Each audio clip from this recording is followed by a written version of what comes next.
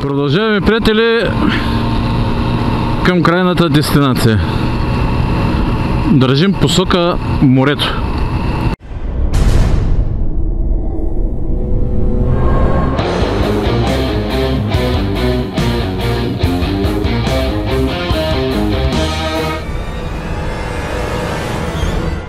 Тук всички тълбухенци карат от лявата страна и ма карат да ги надминавам от дясно. Не мога да разбера, що те и правят.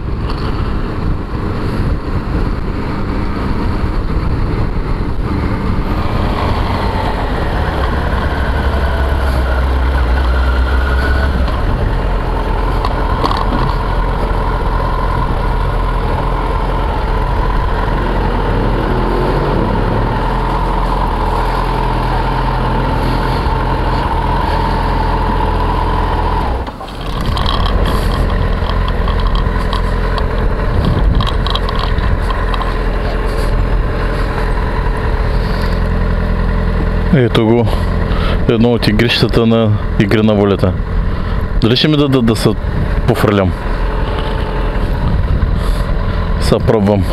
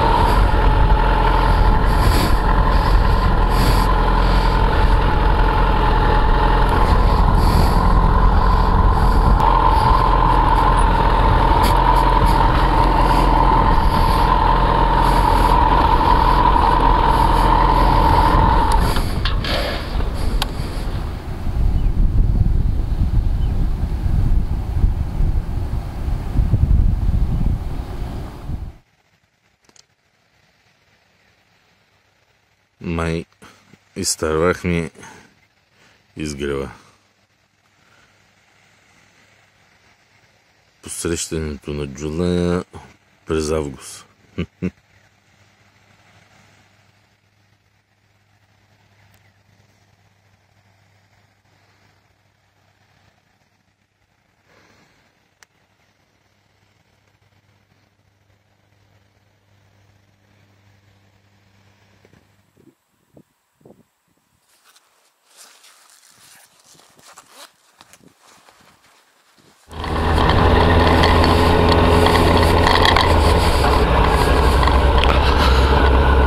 Тръгвам се от Дуранковак, приятели. Добро утро. Направих едно сутрешно къпане и сега изчезвам по продължаване на маршрута. Пълно срамънт тук.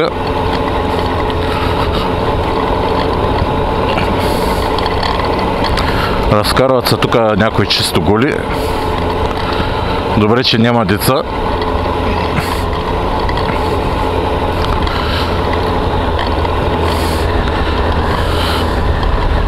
Тия глама и румънци, тук около имаше около мене, така да кажем, колко? Десетина къмпингуващи.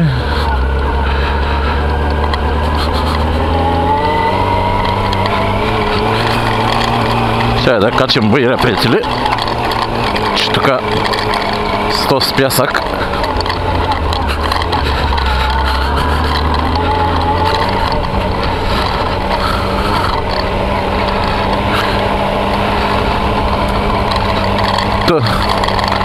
долу, тук сега те с на високото не мога да ги видя, ама долу, покрай мен имаше 10. Тия хора 10 часа беше пълно мъртвило. Ма къде казвам първо мъртвило, всичко изгасено.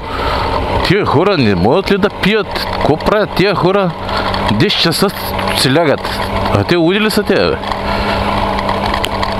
Аз до 11:30 се чуя какво правя. Не мога да заспя.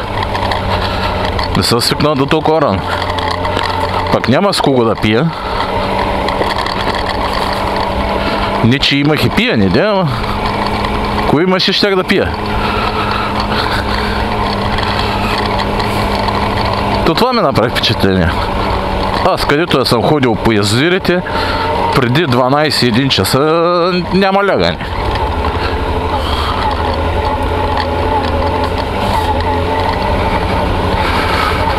Ето на игри на волята.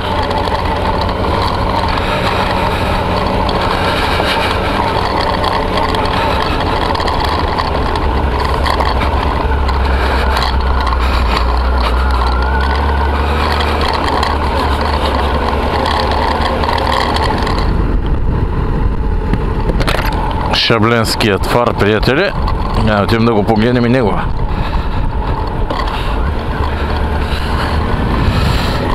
Никога не съм идвал до тук.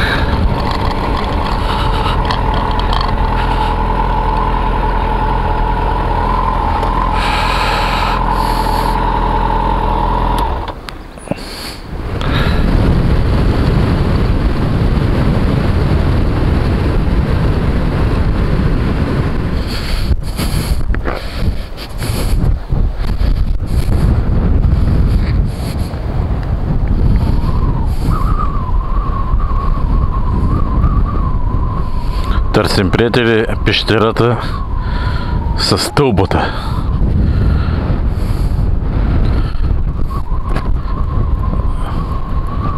Дали не дух? Ето е пещерата с стълбата. Само остава да могат да мина през нея.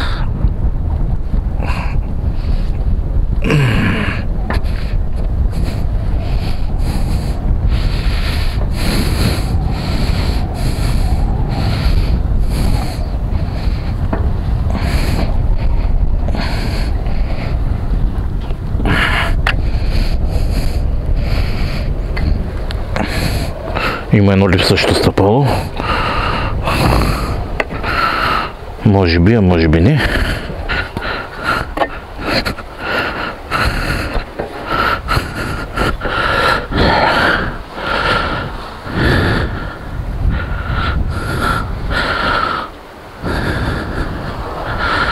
Ето какво представлява.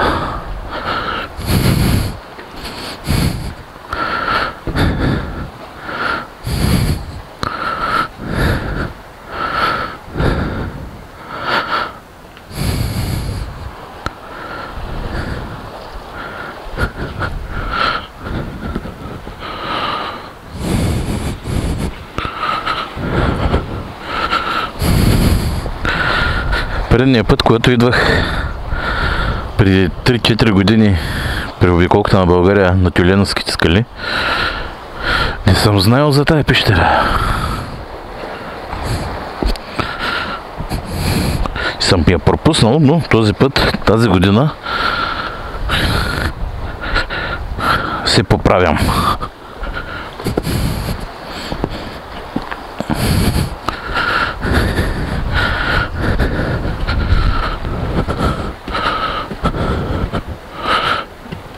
Що ма кара да лазя, човек?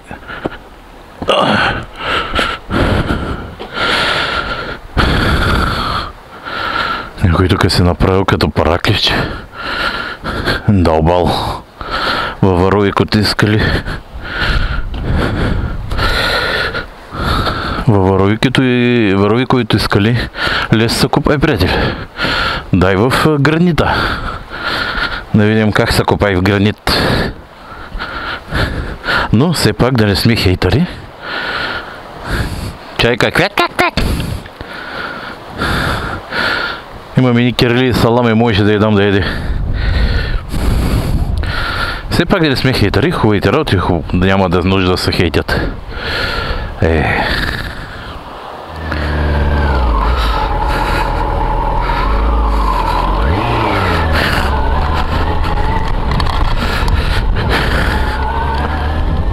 И така, приятели, постихи пещерата с стълбата, така е известна. И в Google така ще я видите.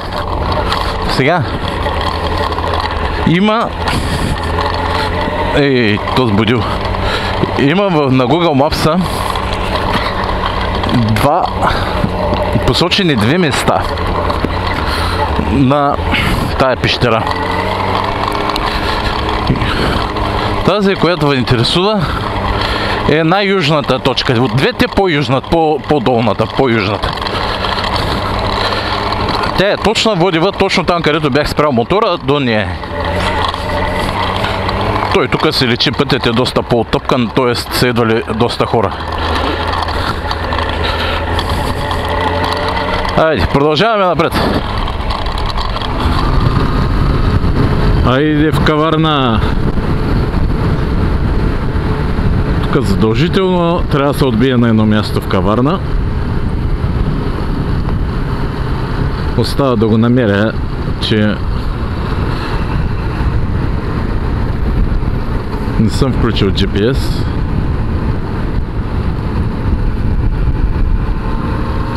Но Каварна не е София, така че трябва да го намеря сравнително лесно.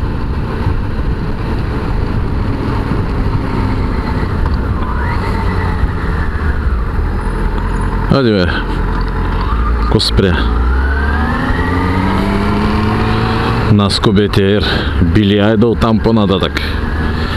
Лечи си, че едно време беше рок столица на България.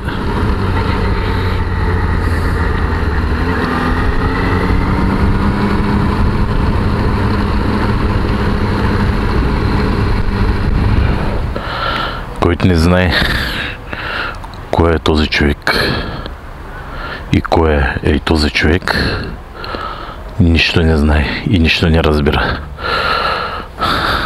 Единият е българска легенда на рока, а другият е световна легенда на рока.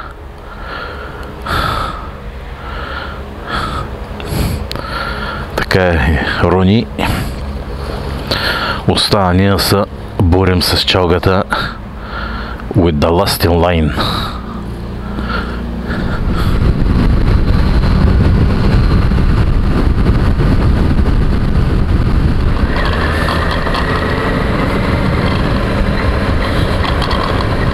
На още една точка да видим тук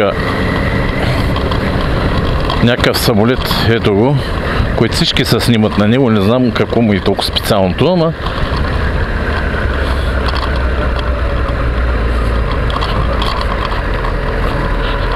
и аз като една кифла и аз ще се снимам тук сега, то не може. Голяма атракция.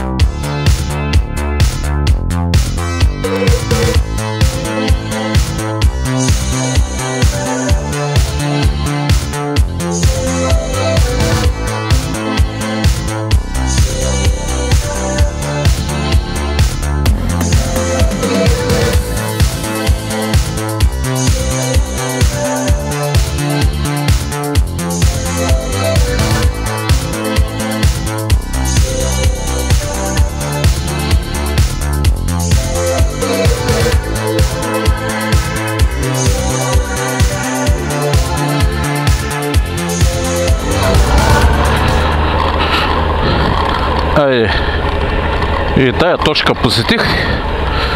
Сега отивам тук, съм наблизо до гостите, на които трябва да отида.